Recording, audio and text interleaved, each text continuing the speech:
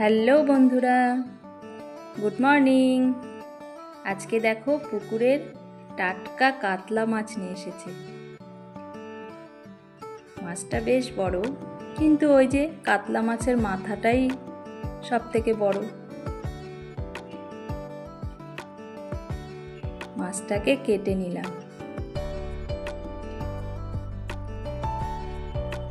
এই যে মাথাটাই বড়। পুকুরের টাটকা কাতলা মাছ তো এর স্বাদই আলাদা। কাতলা মাছ দেখে মনে হয় অনেক বড়, কিন্তু দেখো মাথাটা কেটে নেওয়ার পর কয়টাই বা পিস বের হলো।